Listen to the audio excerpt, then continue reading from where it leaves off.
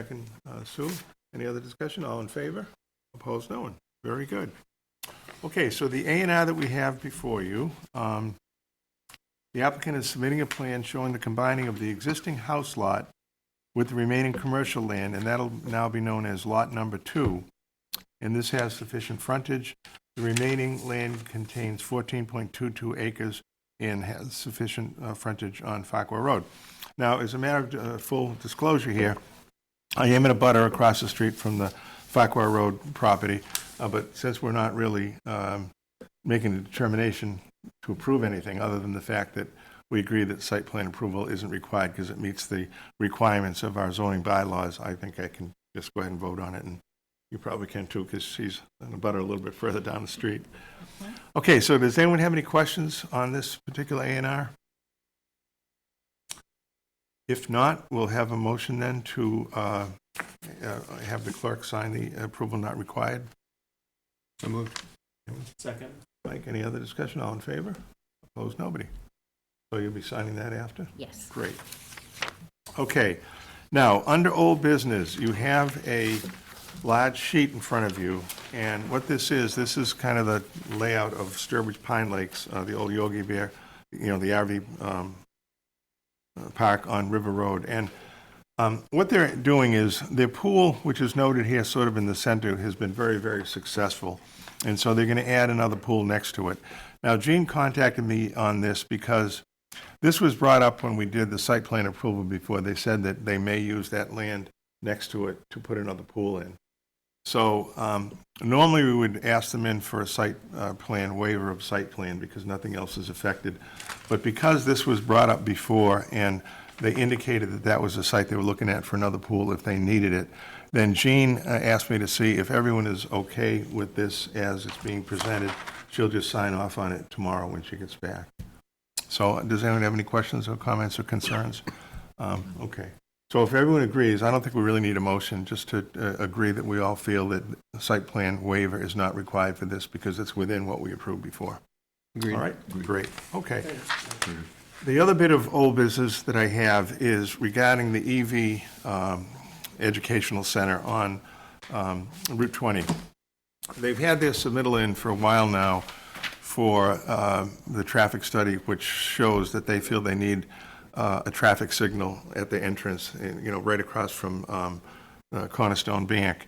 And the Mass DOT has been very concerned about that. They came back actually a month or so ago to Stoley engineers, the people that are working for the EV Center, and they wanted them to investigate three other options. And they were getting kind of frustrated with it, so Gene and the proponent contacted Representative Smollett to try to get some communication with the DOT. And we did have a meeting yesterday with 3 representatives from the Mass DOT, including the District 3 highway engineer in charge of it.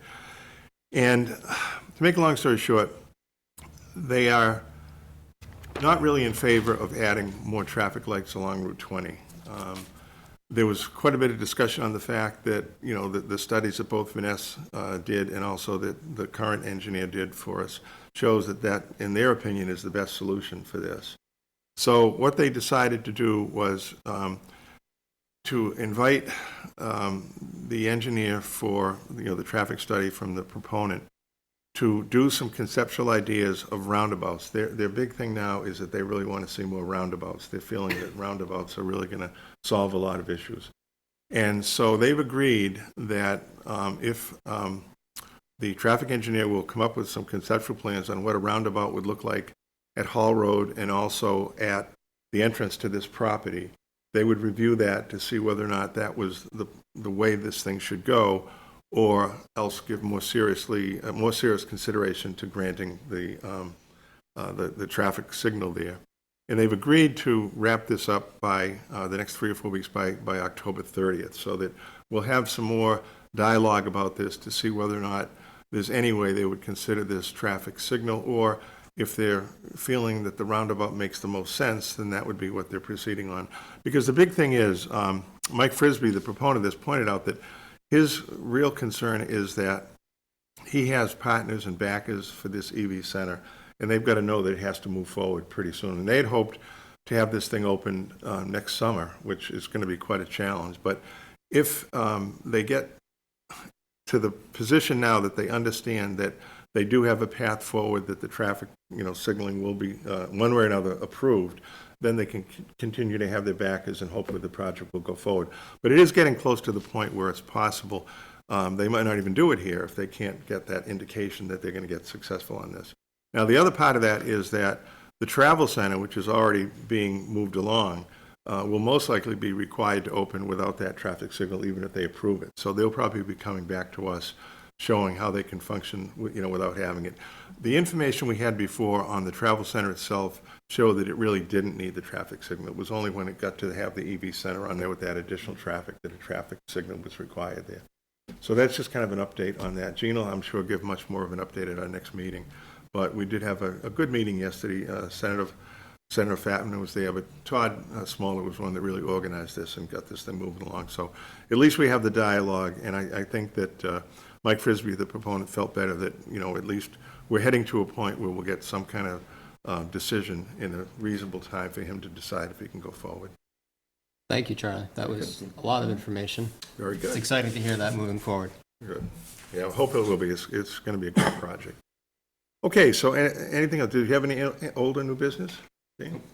No? Nothing new. Okay. Next meeting is, let's see, I've got Gene's report. Hold on. October 11th, we have Kevin McConnell coming in to convert a portion of the Country Inn into apartments. We'll have a meeting for October 25th, I believe. November 15th, we have the continuation of the hearing for Justin Stelmack's Blueberry Hill Estates. But if they haven't made progress, we may have to continue that. And then our meeting for December will be on December 13th. So with that, I guess we're going to have a motion to adjourn. So moved. Very good. Second? Any discussion? All in favor? Very good.